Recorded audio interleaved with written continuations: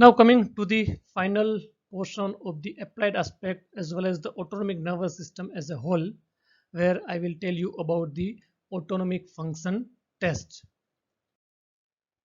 So now as the name suggests, autonomic function test. So these are the tests that are done to assess the functions of the autonomic nervous system. So where we can assess the intactness of the sympathetic as well as the parasympathetic division of the autonomic nervous system, and also we can look for any autonomic insufficiency or any neuropathy if present. So the various tests, it can be classified in various ways. One is the test of a cardiovascular autonomic function, then test for the pseudomotor function, then test of the pupillary functions, then test of the bladder function, and the test for the GI tract function. So these are the broad and important autonomic function tests. Otherwise, there are a lot of other tests also. So these important tests that we'll discuss here briefly. Now starting with the tests for cardiovascular function, of which the first one is the Valsalva maneuver. Okay. So in the Valsalva maneuver, person is asked to forcefully breathe or forcefully expire rather against closed glottis. So patient को यहाँ पे nose or oral cavity both will be closed and person has to make a strain, forceful expiration. So during the strain, what will happen? The heart rate normally it will increase. During a strain against closed glottis, the heart rate will increase. You can just look at here the interval between the two heartbeat or a two ECG waves. And when person will release the pressure, release the strain, again the heart rate will gradually become a lower and then it will come to normal. Okay, so here will be tachycardia during strain and then there will be bradycardia during the release of the pressure. So now in the what we have to see here, we have to just look at over the ratio of these two heartbeat, time interval between two heartbeat. Okay, so first see the interval between the two RR waves that are having a maximum interval, and then look for the two RR waves which are having a minimum interval between them. Okay, and the ratio of this longest RR wave and the interval between the shortest RR, that will give the Valsalva ratio, and normally that is more than 1.2. Longest RR interval and to that the ratio of the shortest RR interval. Normally it is 1.2 or more than 1.2 rather, but if there is autonomic insufficiency, if there is a disorder of the autonomic nervous system, then this interval will be less than 1.2. That means यहाँ पे जो bradycardia होना चाहिए था that will be not seen. यहाँ पे जितने are के इंटरवल है वही इंटरवल आपको यहाँ पे दिखेगी. So that is showing the autonomic insufficiency. But normally this to this ratio it is a 1.2 or more than that. Then second is the heart rate variation during a deep breathing. So here person who has to take a prolonged and a deep breath, deep inspiration. So what we will see in here, during the inspiration, deep inspiration, the heart rate will increase again. You can see the RR interval, it will be shortened. That means heart rate is increasing. But during expiration, deep expiration, the RR interval will be widened again. That means there will be a bradycardia. So again, like here, during inspiration there will be tachycardia, and during expiration there will be like a bradycardia. So again, same thing here. You have to take the ratio of the longest RR interval and the shortest RR interval. Like that of this. Here again, normally the ratio should be more than 1.2. But in case of the autonomic insufficiency or disorder, there's a ratio will be decreased. That means there will be less bradycardia during the expiration also. Okay. Then heart rate response to standing. So here person is asked to stand suddenly, and immediately after standing, if you will measure the blood pressure, then it will drop down, because once a person is in a standing position, because of the gravitational force, there will be pulling of the blood. So that will decrease the venous return and that will decrease the cardiac output, that will cause a decrease in the blood pressure. Now because the blood pressure is decreased, the baroreceptor sensitivity or baroreceptor activity will decrease. That is baroreceptor, you know, that is the stretch receptor present over the large arterial walls. So because of decrease in the baroreceptor activity, there will be increase in the sympathetic tone. So increase the sympathetic tone, it will cause a reflex tachycardia or reflex increase in the heart rate. Okay, so on standing, blood pressure will decrease, but the heart rate will increase. And that increase in the heart rate may continue for a 10 to 15 beats. Later on, it will gradually decrease and come to normal. Okay, that is the normal response. But if a person is having a autonomic neuropathy, any autonomic disorder, specifically the sympathetic disorder, then there will be no change in this blood pressure and the heart rate, specifically the heart rate on a standing. So on a standing, blood pressure may fall, but the heart rate will remain same in case of the autonomic insufficiency. Then heart rate variability. That means here the normally the interval between the two heartbeat, it may be vary. Many times there is a wide variation that is showing the autonomic insufficiency. Like this, you can see the interval between each heartbeat. If there is a wide variation and a frequent variation, then it may be due to the autonomic insufficiency. Otherwise, slight variation may be seen because of the sinus arrhythmia. You know the sinus arrhythmia, where during inspiration the heart rate is quite faster than the during expiration, where there will be slight bradycardia.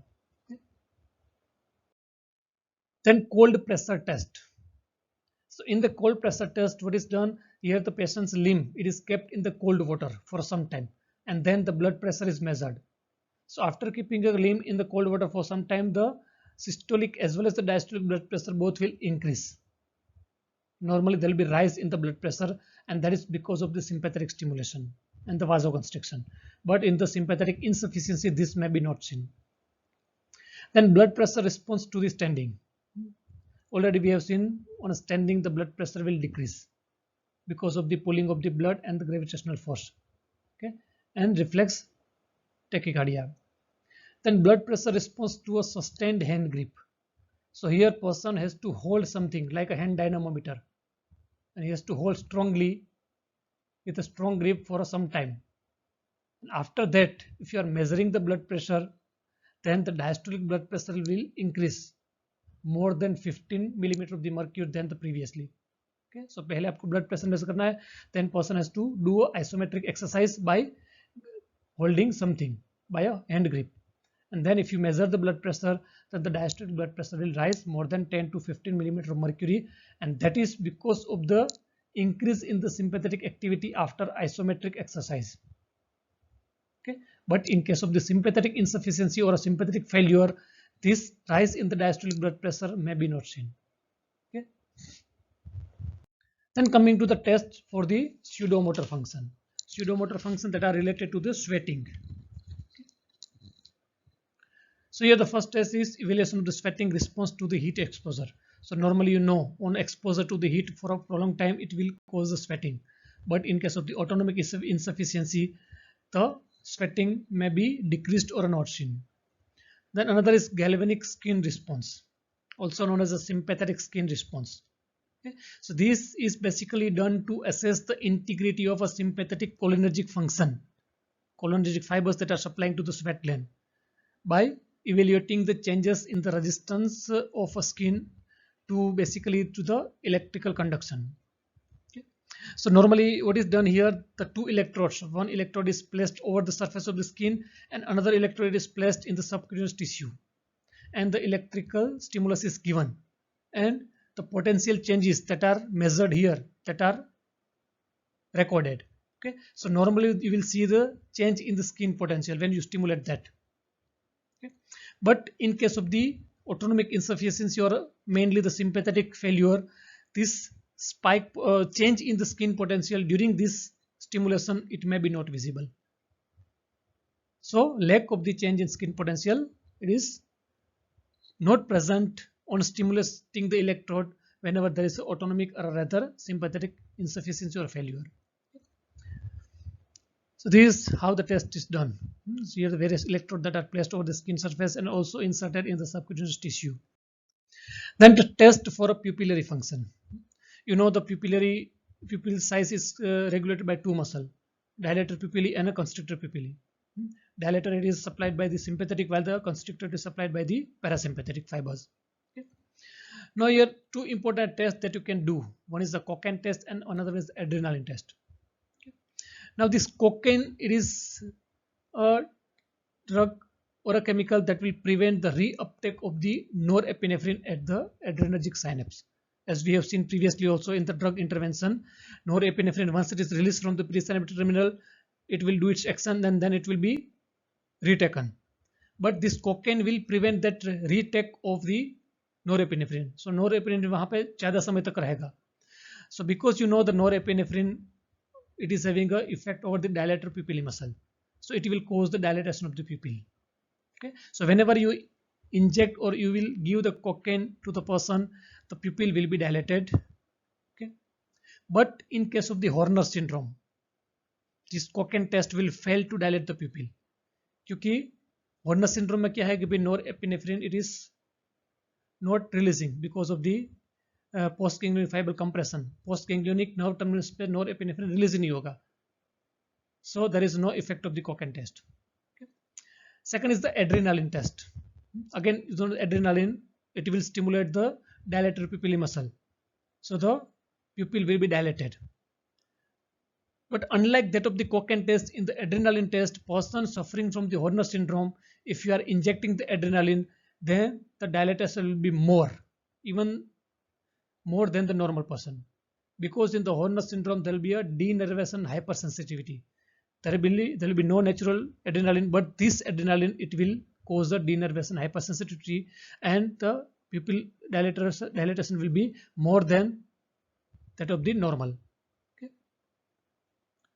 So you can see here, this is the normal pupil, and if you are giving the cocaine or the adrenaline, then there will be a dilatation of the pupil. But in the Horner syndrome, cocaine test will fail to dilate the pupil, while the adrenaline test will increase the dilatation. Okay. Then test for the bladder function, urinary bladder function, of which one is the cystometrogram. That is the most important, and you will learn the detail during your lectures over the renal system. So this is the graph showing the cystometrogram, where you have to see the volume of the urine in the bladder and the pressure changes with that volume of the urine. So normally, initially, as the volume will increase, the bladder can adapt to that. Pressure will not change much. But in case of the autonomic failure, mainly the parasympathetic failure, this adaptation will be not seen, and the pressure will rise accordingly. The test for the GI function, like you can see for the GI motility, and second is the barium swallow or the enema. Okay. So barium swallow means here you have to give the dye that is named barium with a water. So when patient will swallow that barium dye with the water orally, and then you have to take a serial X-rays. So you can see the dye here. So by the barium swallow, you can see the anatomy of the upper GI tract. If there is a disorder here, then you can rule out that. Second is the barium enema. So enema, it is given via the rectum. So here the barium, it is given via the rectum, and where you can see the anatomy of the lower GI tract, basically of the large intestine. So these are the important tests to assess the function of the autonomic nervous system, sympathetic and the parasympathetic system. So with this, I conclude the various topics of the autonomic nervous system and whole autonomic nervous system, and hope you understood the basic and the important aspect of the autonomic nervous system. Thank you.